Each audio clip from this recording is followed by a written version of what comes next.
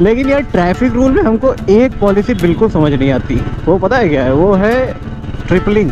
इसके यहाँ पे कढ़ाई पनीर जो लल्लन टॉप मिलती है ना, वो हमेशा इधर से निकलते थे, सोचते थे कि जब भी इधर से निकलेंगे तो इसका प्रमोशन ज़रूर करेंगे विदाउट एनी फीस। लेकिन ये जो टेक्निक है तशरीफ उठाने वाली, बेस्ट टेक्निक। केम छो भैया जी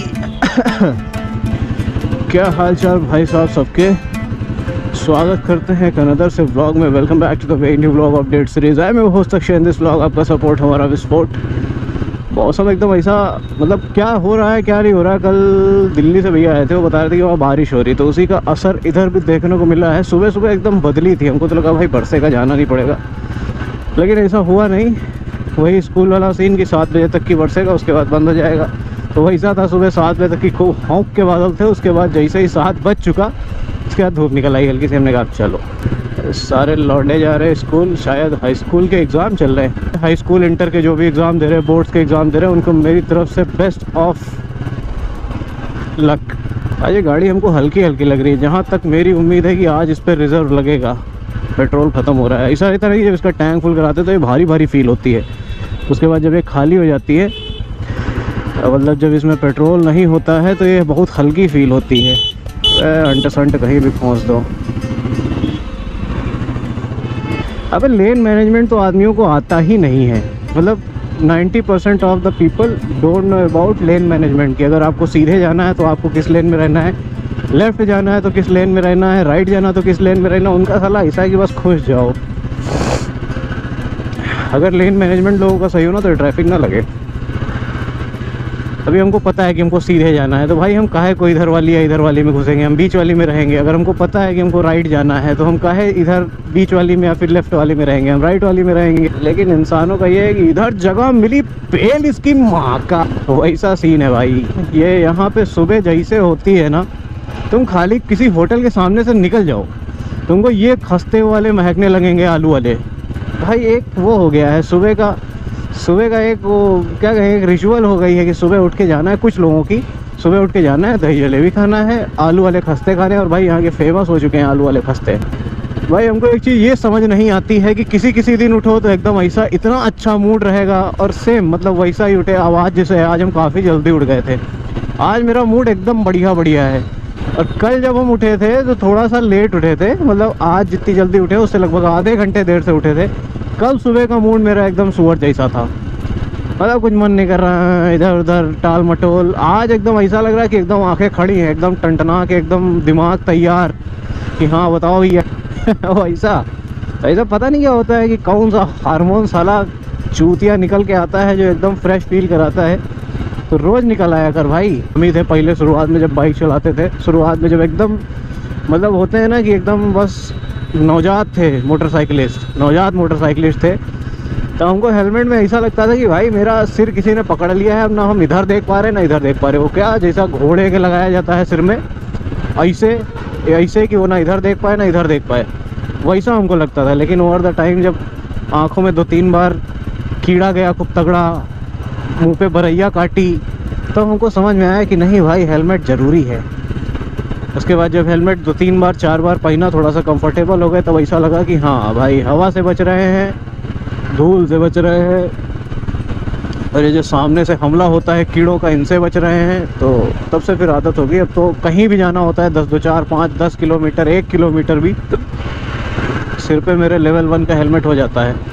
लेकिन यार ट्रैफिक रूल में हमको एक पॉलिसी बिल्कुल समझ नहीं आती। वो पता है क्या है? वो है ट्रिपलिंग। भाई ट्रिपलिंग करना चाहिए यार, ट्रिपलिंग करने देना चाहिए। ये पता नहीं ऐसा कौन सा नियम है कि 2 व्हीलर है तो उस पर 3 लोग नहीं बैठ पा रहे। अबे भाई हमको बैठाने में दिक्कत नहीं हो रही, हमको चलाने में दिक्कत नहीं हो रही, तो तुमको काहे दिक्कत हो रही है?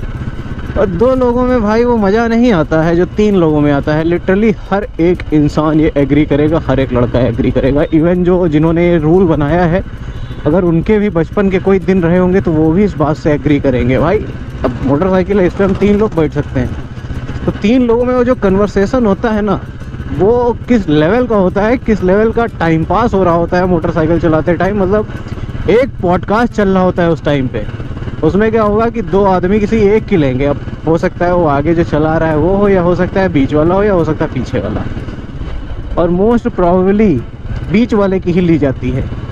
क्योंकि उसके ऊपर हमला आगे से और पीछे से दोनों तरफ से हो सकता है ना। इस कलर की स्कॉर्पियो कोई लेता नहीं। तो स्कॉर्पियो क्लासिक जो है वो या तो ब्लैक या तो वाइट, इसके अलावा तो कोई जाती नहीं। जब से मिर्ज़ापुर आई, अपहरण जैसी मूवी आई, तब से तो ब्लैक का ही प्रचलन है। तो ये वाली रॉयल इनफील्ड देखते हैं और ये वाली देखते हैं, तो फीचर, चलाने की क्वालिटी उसकी बेहतर लगती है, बट जब धीमे चलना हो तो हमको पता नहीं क्यों इसकी आवाज़ ज़्यादा बेहतर लगती है।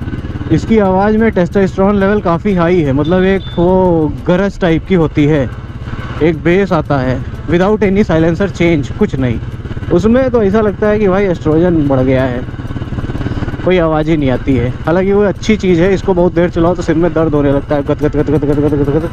उसमें वो थोड़ा साइलेंट है तो उससे लॉन्ग टूर मारना काफ़ी ज़्यादा ईजी है। तो गांव में घुस जाओ, सभासद कैसरगंज,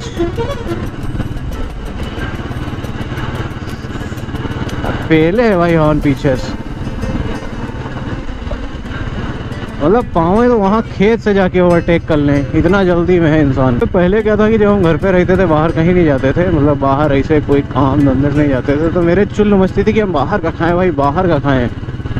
और शाम को निकलना है, दोपहर में निकलना है, दोपहर को कहीं निकले तो लेके आ रहे हैं, मतलब बाहर का धक्म पेल चल रहा है। अभी जब हम बाहर निकल जाते हैं ना तो हमको बाहर का खाने का मन ही नहीं करता, यही होता है कि भाई घर पे क्या बना है वो खाएं चल के। क्या साइकोलॉजिकल रीज़न है या क्या है, यहाँ पे हम अपनी बुंड उठा देंगे क्योंकि इस हचके का हमको शिकार ना होना पड़े। अच्छा, कुछ लोग सस्पेंशन का प्रॉपर प्रयोग करते ही नहीं है, उनका ऐसा रहता है कि भाई सस्पेंशन बिल्कुल नई नवेली दुल्हन की तरह सजा के रखे मोटरसाइकिल में। मेरा ऐसा है कि जहाँ पे भी हचका आया वहाँ पे अपनी तशरीफ उठाने का और गाड़ी निकल जाने देने का।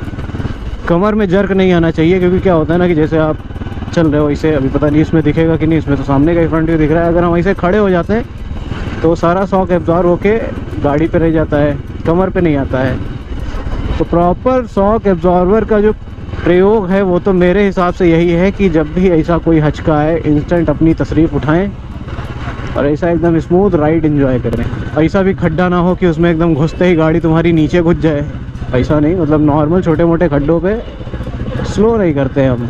उसमें ये होता है कि बस उठा लो तो गाड़ी निकल जाती है भाई। उसी को तो राइडिंग कहते हैं ना, मतलब घोड़ा इंसान चलाता था, हॉर्स राइडिंग करता था, तो उसमें वो क्या ऐसा थोड़ी ना है कि भाई घोड़े को धीमा करता था उसके बाद फिर आराम से पैदल टहला के निकलता था, नहीं, वो उस पर खड़ा हो जाता था, घोड़ा पार कर गया। तो वैसा ही हम इसको चलाते हैं, बिल्कुल घोड़ा माफिक। तो कुछ लोग होते हैं जो जब खड्डा आता है तो एकदम स्लो कर लेंगे, फिर बहुत आराम से उतारेंगे, उसमें भी उनके जर्क आएगा ही आएगा। लेकिन ये जो टेक्निक है तशरीफ उठाने वाली, बेस्ट टेक्निक। यार ये स्कूल हमको कभी चलता दिखा ही नहीं, हम बचपन से निकलते हैं स्कूल के सामने से, इसमें हमको कभी एक सिंगल लड़का नहीं दिखा। पता नहीं कौन हिसाब से स्कूल चल रहा है, इसमें कौन हिसाब से पढ़ाई होती है। अबे आज तक हमने इस स्कूल में एक लौंडा नहीं देखा। अभी एकदम मस्त पीसफुल राइड कर रहे हैं 60 की स्पीड पे। अभी अगर यही दोपहर हो जाएगी ना, इतना भीड़ बढ़ जाएगी कि मोटरसाइकिल चलाने का आनंद ही नहीं आएगा। इसलिए सुबह सुबह जब हम आते हैं तो हमको काफ़ी ज़्यादा एकदम ऐसा मेडिटेशन टाइप हो जाता है मेरे लिए ये।